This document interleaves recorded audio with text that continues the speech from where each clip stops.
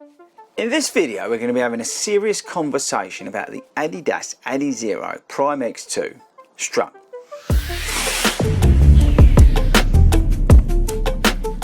What is up everybody and welcome to a sort of downbeat 40 runs. I wanted to come back, and actually I've got them here, I wanted to come back and let you know how I've been getting on with the Prime X Strung 2. I did promise you that in the first impressions video that we did, but I do think we need to have an open and honest discussion about this shoe because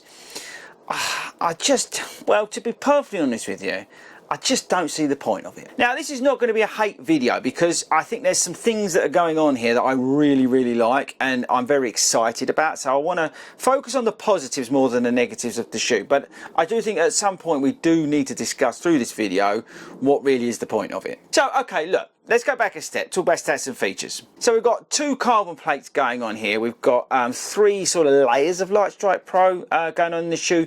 You've got basically what is a spring here. You've got two plates that go outside of this core and that acts like a spring in the toe. I say 50mm stack, strung upper. It's just under 12 ounces in my UK 9.5. You've got Continental rubber on the outsole. It's definitely a little bit more stable than it looks. What else do you need to know? I think from memory it's got a 6.5mm drop, and that is probably about it in terms of stats and features. Oh, it's 250 quid if I didn't mention that before. So look, let's talk about the things I've liked about this shoe, because it's like I said before, it's like a test bed for Adidas to throw all their sort of new technology into and see what people like and see what people don't like. So I like the feeling of the sort of spring in the toe. It is excessive. You can really notice how bulbous it is. But I do kind of, in a weird way, like the feeling that I get underfoot.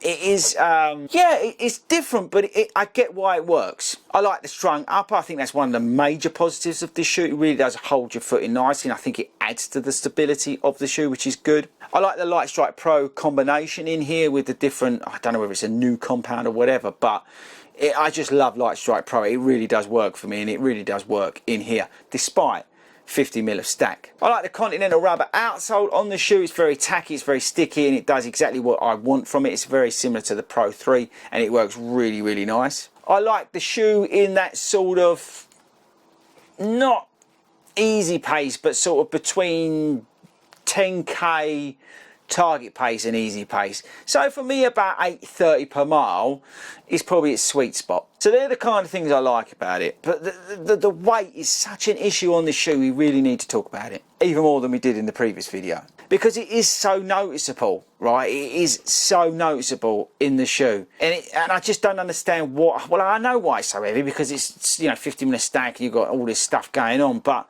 I just don't understand why they added weight to it. It is so noticeably heavy, it just makes the shoe almost unrunnable, which is a bold statement. And some of you are going to go, oh yeah, but it makes you better when you get into the faster shoes, the light shoes, all that. I get all that, but you know, it's just, firstly it's 250 quid, which I think is absolutely the wrong price.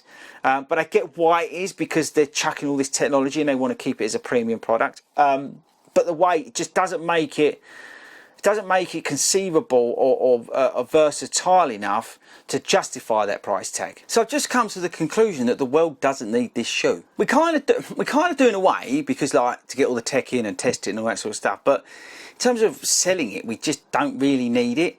Now, that's not to say this is a bad shoe, because it's not really. It's just a bit pointless. It's too heavy, it's too expensive. But if you've got like loads of money and you just don't care, then you might get on with it. But it's hard, it's very hard to justify why you would need this shoe when you can get like the Super Blast for £190, or you know what I mean? It's just like, that's the issue with the shoe. There's stuff here to be commended, like the double plate system with the core going on under the foot. But you know, if you reduce that down, maybe slim that out a little bit, maybe put that technology into the Pro 4, 5, 6 or whatever it is, you know, with a strung up, and maybe that's where they're going with it. I kind of get that, it's kind of cool. But right now, sitting here today, we just don't simply need the shoe. And it's sort of like, I don't know, backhanded comment, but it's kind of cool having it in the Adizero range because it's just so mental. So look, We don't need the shoe. You don't need to buy the shoe. I think it's cool that it's out there. I think the technology is awesome. I think that what they're doing is amazing things. I can't wait to see some of this technology filtered down into the other shoes. You don't need to buy this shoe. It's too heavy. It's too expensive. But look, I really appreciate the tech that's gone into this, the workmanship that's gone into this. I think it's kind of cool. But yeah, you just don't need it.